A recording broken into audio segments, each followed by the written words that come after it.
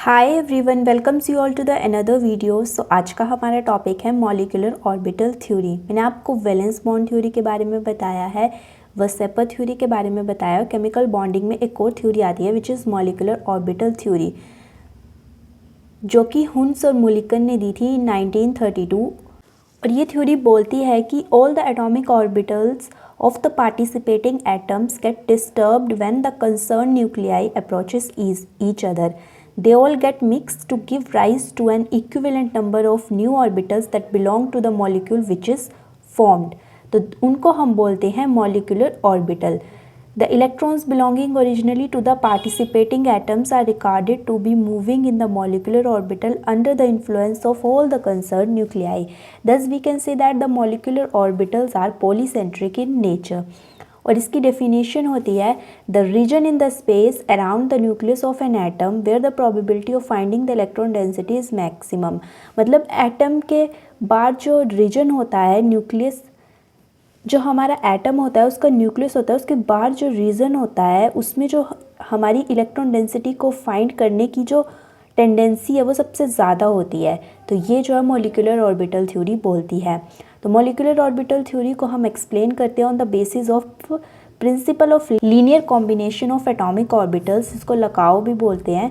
तो जो linear combination of atomic orbital है वो क्या बोलता है कि जो molecular orbital are formed by the linear combination of the wave function of the participating atomic orbital. They may combine either by addition और बाय सब्सट्रैक्शन। तो यहाँ पर हम दो वेव फंक्शन ले लेंगे, जैसे psi A and psi B दो वेव फंक्शन हैं।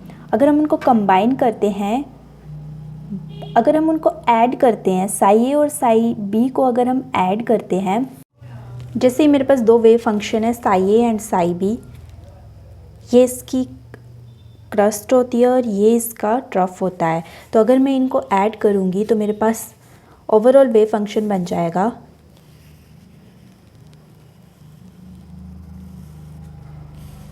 कुछ ऐसा। अगर मैं इसी वेव फंक्शन को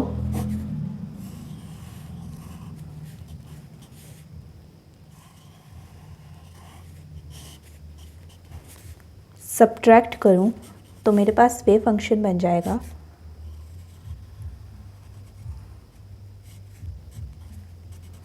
कुछ इस तरह का। जो मेरे पास एडिशन ऑफ एटॉमिक ऑर्बिटल के बाद जो मेरे पास ऑर्बिटल बनता है उसको हम बोलते हैं bonding orbital, bonding molecular orbital, जिसको हम साई से डिनोट करते हैं, साई स्क्वायर से डिनोट करते हैं। और जो मेरे पास सब्ट्रैक्शन के बाद ऑर्बिटल बनता है उसको बोलते हैं एंटी बॉन्डिंग मॉलिक्यूलर ऑर्बिटल, जिसको हम साई स्टार स्क्वायर से डिनोट करते हैं। तो जैसे मैं अगर आपको हाइड्रोजन का एग्जांपल बताऊं तो हाइड्रोजन के 1s में 1 इलेक्ट्रॉन प्रेजेंट होता है। तो अगर इसके मैं एटॉमिक ऑर्बिटल को कंबाइन करूं तो आपको पता है स्फेरिकल इसके ऑर्बिटल की शेप होती है। और अगर मैं इनको ऐड करती हूं तो मेरे पास बनता है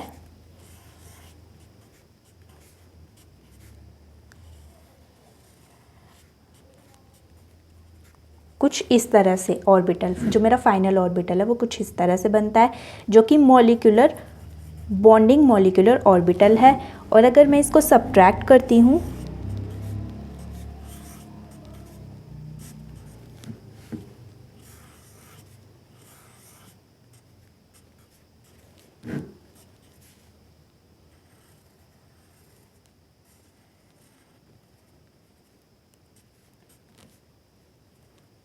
तो मेरे पास कुछ इस तरह से एंटी बॉन्डिंग मॉलिक्यूलर ऑर्बिटल बन जाता है कि मेरा बॉन्डिंग मॉलिक्यूलर ऑर्बिटल है, ये एंटी बॉन्डिंग मॉलिक्यूलर ऑर्बिटल है।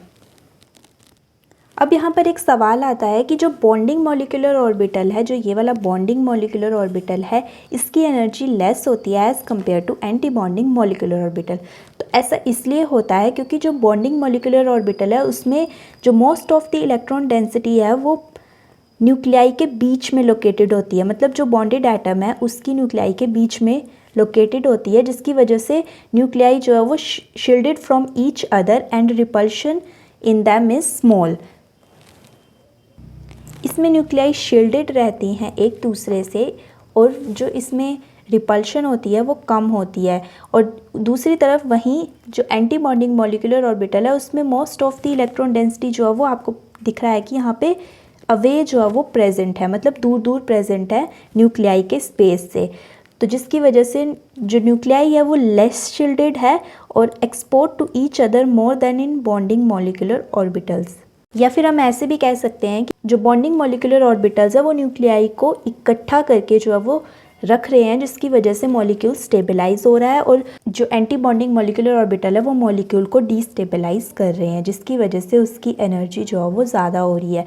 और the decrease in the energy of the bonding molecular orbital as compare to the atomic orbital is called stabilising energy, और while the increase in the anti bonding molecular orbital is known as destabilising energy.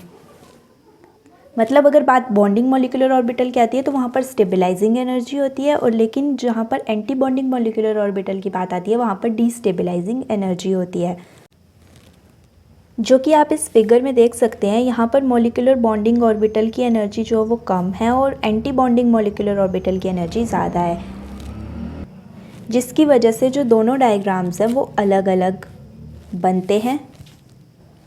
लेकिन जो total energy होती है दोनों orbitals की, bonding और anti bonding की, वो एट द एंड जो वो सेम ही रहती है, उसमें ऐसा कोई चेंजेस नहीं होते, पर इंडिविजुअली इन दोनों की एनर्जीज डिफरेंट होती हैं।